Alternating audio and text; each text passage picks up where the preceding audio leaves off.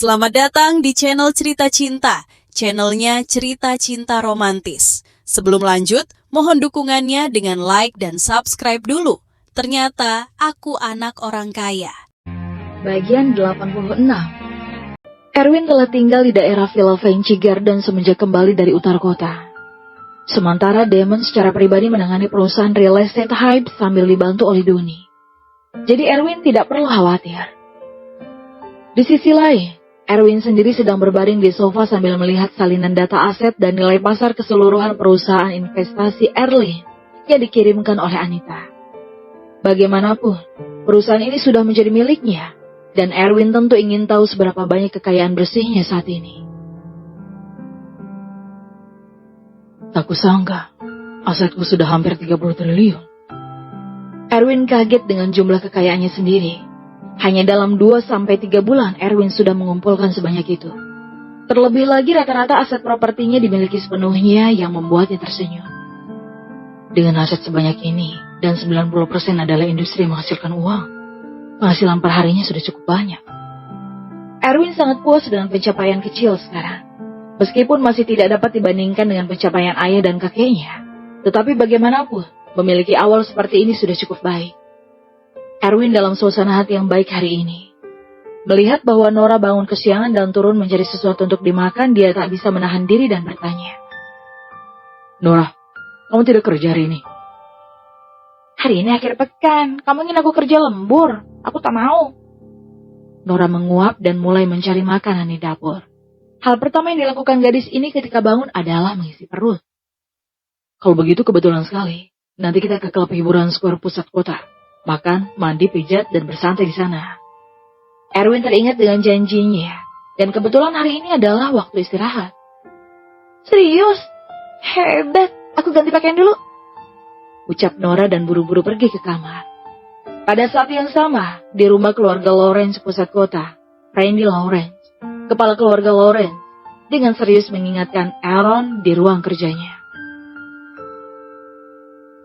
Kerjasama dengan si grup yang bernilai 800 miliar kali ini jangan sampai gagal.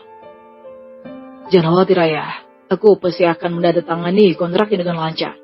Kudengar Tuan Timothy sangat menyukai wanita, terutama Giselle keluarga kita, yang sudah lama dia incar. Bagaimana kalau Giselle ikut pergi denganku? Peluang berhasilnya pasti akan lebih tinggi. Aaron berkata dengan niat jahat. Dia masih ingat bahwa beberapa hari yang lalu, wanita itu menampar wajahnya. Jadi kebetulan kali ini bisa memberinya sedikit pelajaran. Tidak masalah, meskipun Giselle ini anak haram, tapi kemampuannya untuk menangani masalah jauh lebih baik daripada kalian. Akan kusuruh dia ikut denganmu. Freddy setuju setelah berpikir sejenak. Meskipun dia tahu Tuan Timothy ini sangat musuh. Dan Giselle mungkin juga akan sedikit berkorban saat membahas kerjasama kali ini. Tetapi untuk memastikan keberhasilan kerjasama, bukanlah masalah besar untuk mengorbankan putri haramnya. Turun dan bersiaplah dulu. Sekalian panggil Giselle ke sini. Baik, ayah.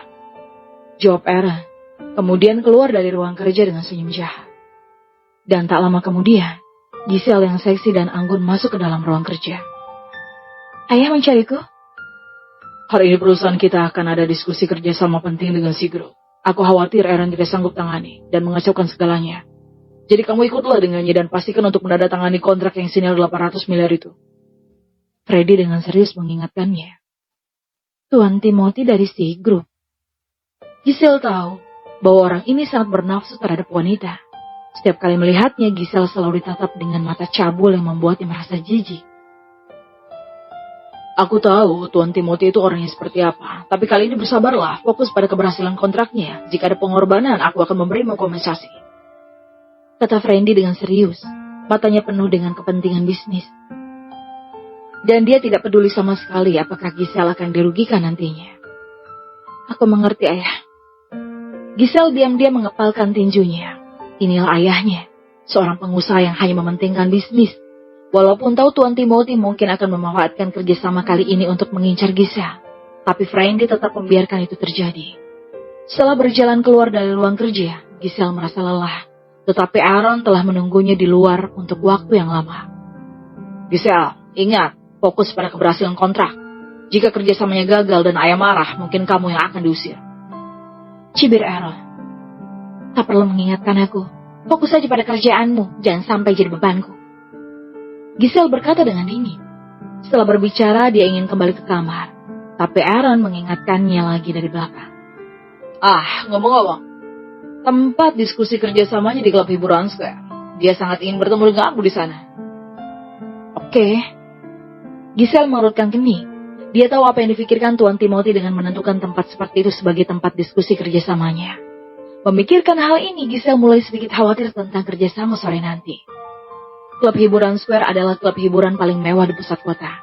Yang mencangkup banyak item rekreasi seperti permainan catur dan kartu, mandi pijat, karaoke, bar, dan yang lainnya. Tentu saja ada juga ruang pertemuan bisnis. Jadi ini adalah jenis klub hiburan yang sangat lengkap. Saat siang hari, Erwin membawa Nora ke klub hiburan Square yang terkenal. Garasi parkirnya dipenuhi dengan mobil-mobil mewah dan berkelas. Dekorasi ini benar-benar luar biasa. Ketika masuk, Nora kaget dengan dekorasi mewah di dalamnya. Meskipun dia pernah ke beberapa klub hiburan kelas atas di ibu kota, tapi jarang melihat dekorasi yang semewah ini. Kita makan siang dulu, terus mandi lalu pijat. Erwin telah mengatur rencana bersantainya dan berencana untuk mengetes terlebih dahulu sebelum membawa Lina dan yang lainnya ke sini lain kali. Lina harus sekali bersenang-senang di tempat yang sebagus ini. Semua terserah kamu. Pandangan Nora terhadap Erwin sangat berbeda hari ini. Beberapa hari terakhir ini dia selalu disuruh melakukan pekerjaan rumah oleh Erwin. Jadi tidak tahu sudah berapa banyak kali dia diam-diam mengutuk Erwin dalam hatinya. Erwin membawa Nora ke restoran untuk makan terlebih dahulu. Bagaimanapun dia memiliki kartu emas tertinggi, jadi tidak butuh bayar untuk semua pengeluarannya. Jadi dia memesan banyak, sedangkan Nora juga memilih yang mahal-mahal, yang total makanannya memenuhi meja dan membuat para pengunjung di sekitar tercengang. Nora, serius, kamu bisa menghabiskan semuanya? Erwin kehabisan kata-kata. Nora ini memesan lobster besar, foie gras, steak, dan lain-lain hingga satu meja penuh. Begitu kamu bilang ingin membawaku ke sini, aku bahkan belum sarapan. Bagaimana menurutmu? Kata Nora dan buru-buru menikmati makanan di atas meja. Mulut kecilnya seketika dipenuhi dengan banyak makanan. Melihat nafsu makan Nora, Erwin tanpa sadar juga ingin menikmati makan di atasan meja. Mereka berdua melahap semua makanannya dan kembali membuat para pengunjung sekitar terpana. Setelah makan selama lebih dari 1 jam, kedua orang itu menghabiskan semua makanan di atas meja. Erwin hanya merasa perutnya sangat kenyang. Dia belum pernah sekenyang ini sebelumnya. Kalau sudah kenyang, ayo mandi, lalu pijat selanjutnya. Erwin berdiri dan pergi ke tempat mandi. Nora yang mengelus perut buncitnya juga mengikuti Erwin. Pemandian di sini juga dibagi menjadi banyak tingkat. Tingkat rendah adalah banyak orang berbagi kamar mandi. Sedangkan tingkat yang lebih tinggi adalah kamar mandi pribadi. Yang paling mewah adalah kamar pribadi sumber air panas yang penuh dengan berbagai jenis bunga dan tumbuhan. Yang setelah masuk bagaikan berada di taman yang terasa santai dan nyaman. Kami ingin ke kamar mandi pribadi tingkat atas. Dengan adanya kartu emas tertinggi, Erwin otomatis akan memilih kamar mandi pribadi tingkat atas. Nora juga sangat menantikan kamar mandi pribadi yang mewah itu. Silakan ikuti saya. Seorang wanita muda yang cantik memandu Erwin dan Nora ke depan sebuah pintu kayu yang didekorasi dengan indah. Setelah membuka pintu kayu, dalamnya terdapat pemandian air panas pribadi. Dua tamu terhormat, kamar pribadi pemandian air panasnya di dalam, dan loker ganti pakaian ada di sebelah. Jika ada keperluan, silakan tekan bel pintu. Setelah wanita itu mengatakan ini, dia membungkuk dan mundur. Erwin dan Nora mengabaikan dan berjalan langsung ke dalam sambil menutup pintu kayu. Melihat sekeliling, taman buatan di sini sangat bagus dengan sumber air panas yang berada di tengah. Aku ingin ganti pakaian, jangan intip-intip ya kamu. Nora dengan serius memperingatkan Erwin sebelum ganti pakaian. Dengan bentuk tubuhmu itu, kasih lihat sekalipun aku tak mau. Erwin langsung melepas pakaiannya. Melihat Erwin yang sudah melepaskan pakaian, Nora tersipu dan buru-buru berbalik. Cepatlah, aku duluan ke pemandian air panas ya. Erwin langsung melompat ke pemandian air panas hanya dengan mengenakan celana boxer. Suhu mata airnya sangat pas, jadi begitu melompat masuk rasanya sangat nyaman. Nora yang melihat Erwin sudah melompat ke pemandian air panas, buru-buru ganti menjadi bikini yang memperlihatkan sebagian besar kulit putihnya. Tetapi di depan Erwin dia masih sedikit malu dan tidak berani melepaskan kedua tangan yang ada di depan dada. Kaki putihnya menguji suhu pemandian air panas. Setelah memastikan suhunya masih dapat diterima, begitu dia sudah siap untuk turun, dia terpleset. dan seluruh tubuh Nora jatuh ke pemandian air panas itu. Nora tidak bisa menahan diri dan berteriak. Untungnya reaksi dan gerakan Erwin cukup cepat, jadi Erwin bergegas menangkapnya. Tapi posisi tubuh mereka berdua saat ini sangat ambigu. Kamu baik-baik aja? Erwin terkena cipratan air, tetapi Erwin tidak begitu mempermasalahkannya. Apa yang kamu lakukan? Tuduhkan aku dan menjauhlah dariku. Nora merasa malu sekaligus gugup ketika seluruh tubuhnya dipeluk Erwin. Terutama karena pakaian yang mereka berdua kenakan sangat sedikit sekarang. Kamu yang terpeleset sendiri, kenapa menyalahkan? Erwin langsung melepaskan tubuh Nora dengan kesal dan berjalan ke samping. Nora langsung jatuh ke dalam pemandian air panas lagi dan terminum beberapa teguk air panas sebelum berdiri. Dan wajah cantiknya langsung menjadi tidak senang. Erwin, sialan. Aku gigit kamu. Tidak peduli dengan pria atau wanita lagi, Nora langsung membuka mulut kecilnya dan menerkam ke arah Erwin. Kamu tidak sadar siapa tuanmu saat keluar bermain? Erwin tersenyum sedikit dan memercikan air ke Nora. Nora yang berteriak begitu terkena cipratan air juga membalas Erwin. Mereka berdua bermain cukup lama sebelum perlahan terbiasa berada di pemandian air panas yang sama satu sama lain. Nyaman sekali. Nora mengapung di sumber air panas sambil menikmati ketenangan jangka pendeknya. Erwin juga menutup mata dan mengapung dengan tenang. Tapi setelah beristirahat sebentar, tiba-tiba terdengar teriakan suara yang familiar. Seolah-olah itu berasal dari kamar pribadi pemandian air panas sebelah. Kenapa suaranya mirip Gisel? Erwin tiba-tiba membuka mata dan membangunkan Nora pada saat bersamaan. Nora, apa kamu dengar seseorang berteriak di sebelah? Itu suara Gisel ya? Nora langsung mendengarkan dengan seksama. Sepertinya Kak Gisel yang berteriak minta tolong. Haruskah kita pergi lihat? Kamu tetap di sini. Biar aku aja yang pergi lihat. Erwin melompat keluar dari pemandian air panas, lalu mengenakan jubah mandi dan berjalan keluar. Begitu berjalan ke kamar pribadi sebelah, dia melihat Gisel yang mengenakan jubah mandi putih sedang berlari keluar dengan panik, tapi dihentikan oleh beberapa pengawal dan Aaron di luar. Gisel terlalu naif. Awalnya Tuan Timothy mengusulkan untuk membahas kerjasama dengan Gisel di pemandian air panas, dan Gisel masih dengan paksa menerima ini. Dia pikir cukup sepadan jika bisa menandatangani hanya dengan menemani Tuan Timothy ini di pemandian air panas. Tetapi begitu dia masuk ke pemandian air panas, Tuan Timothy ini langsung memegang-megangnya. Tuan Timothy bahkan mengancam dan baru mau setuju tanda tangan setelah mendapatkan pelayanan. Jadi Gisel langsung buru-buru mengenakan jubah mandi dan berlari keluar dengan panik. Tapi Gisel yang berlari keluar langsung dihalang oleh dua pengawal Tuan Timothy dan Aaron. Gisel, ayah sudah bilang fokus pada tanda tangan kontraknya. Kupikir kamu seharusnya mampu menanggung pengorbanan ini. Kata Aaron dengan senyum jahat. Karena dia memang ingin membalas dendam atas tamparan waktu itu. Dan membiarkan dia merasakan bagaimana rasanya dirusak. Aaron bajingan. Sialan kau. Tuan Timothy itu jelas orang cabul. Aku tidak bisa menerimanya.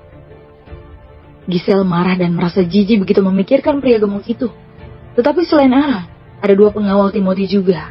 Jadi pada dasarnya tidak mungkin bagi seorang wanita lemah seperti Gisel untuk melarikan diri. Gisel, pikirkan baik-baik. Jika kerjasama ini gagal, bagaimana cara kamu menjelaskan semua ini pada ayah? Pikirkan konsekuensinya, kamu sudah pasti akan diusir. Sudut mulut Aaron tersenyum. Dia benar-benar ingin melihat Gisel yang merupakan putri haram ini diusir dari rumah. Tapi lebih ingin melihat wanita ini dirusak oleh Tuan Timothy, yang membuat hatinya merasa semakin puas. Aaron, kamu itu jelas mencoba memaksaku sampai mati.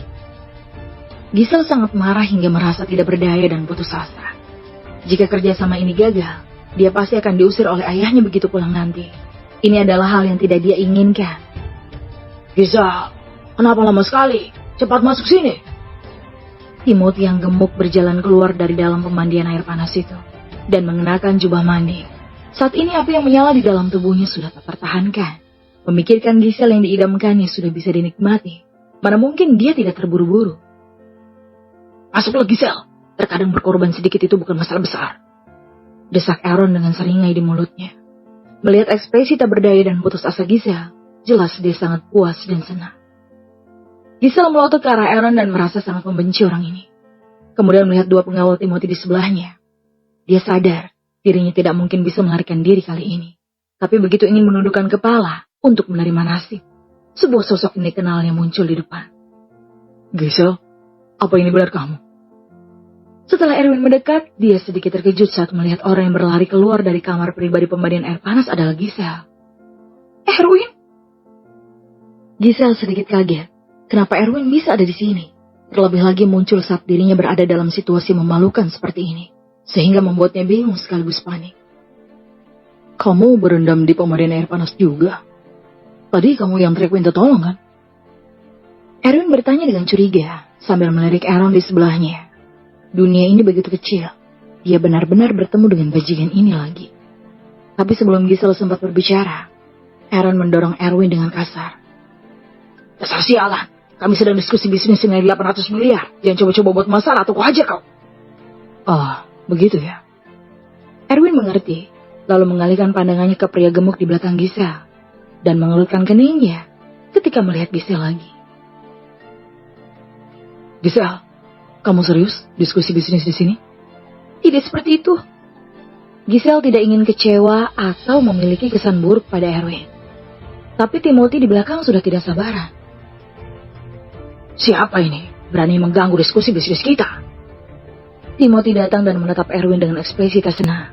Pada saat yang sama saat berbicara, dua pengawal yang berjaga di luar juga melangkah maju dan bermaksud mengusir Erwin. Giselle, apa tadi kamu yang teriak minta tolong? Beritahu aku kalau kamu minta bantuan, tapi jika kamu sedang diskusi bisnis, aku tidak akan mengganggu. Erwin mengurutkan keningnya. Bagaimanapun dia bukanlah orang yang sangat berbaik hati. Jika orang lain tidak membutuhkan bantuannya, tentu saja dia tidak akan memaksa diri untuk membantu. Melihat bahwa Erwin datang untuk membantunya, Giselle sangat tersentuh, seolah telah menemukan penyelamat saat tenggelam. Giselle langsung bersembunyi di balik Erwin tanpa ragu. Seolah selama ada Erwin diusir keluar dari rumah Lauren, bukan hal yang ditakutkan Giselle lagi. Melihat bahwa Giselle bersembunyi di belakang Erwin, Aaron marah, tapi tidak dilampiaskan. Giselle, ingat konsekuensi saat pulang nanti kalau kerjasama ini gagal.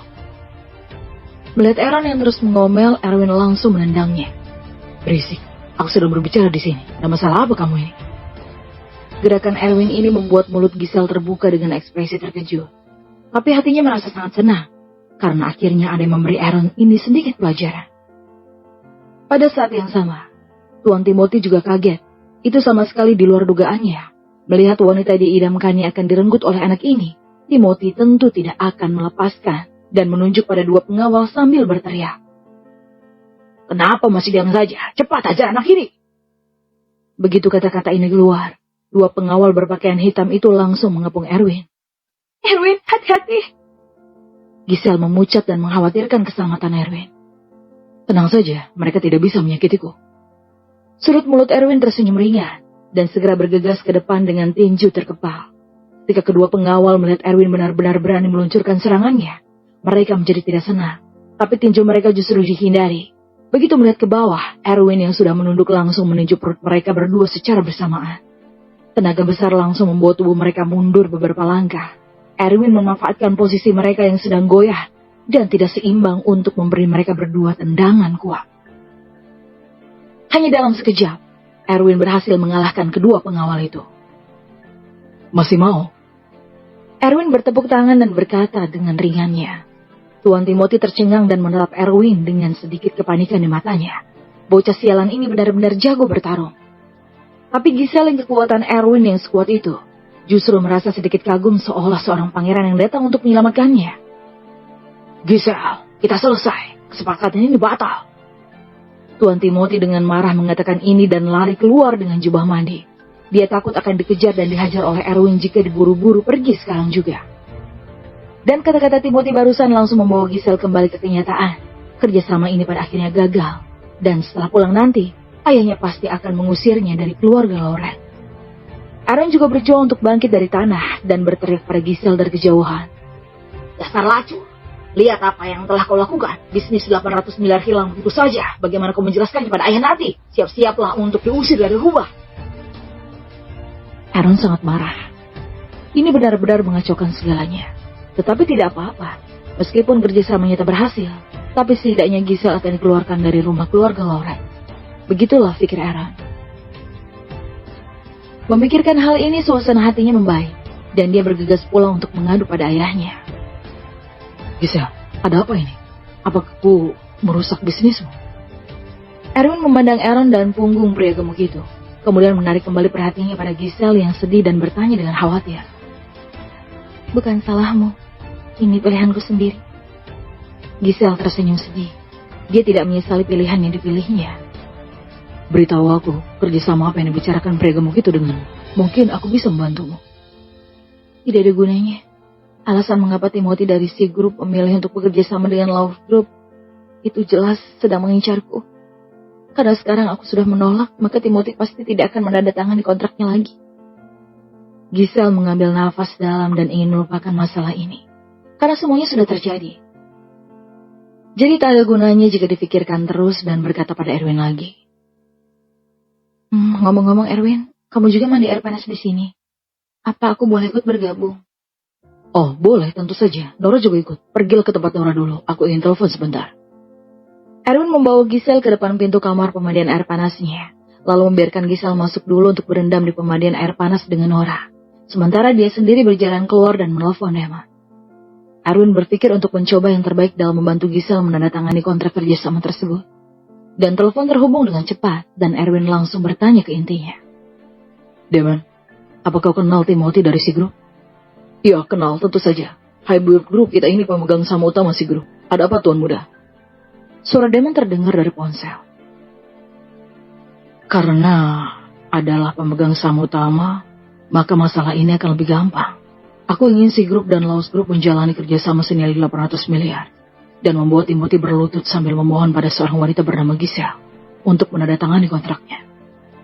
Kata Erwin dengan dingin. Baik Tuan Muda, akan segera kutangani. Suara tegas Damon terdengar lagi. Setelah menutup telepon, Erwin merasa jauh lebih baik. Ia lalu berbalik dan kembali ke kamar pemandian air panasnya. Bersambung.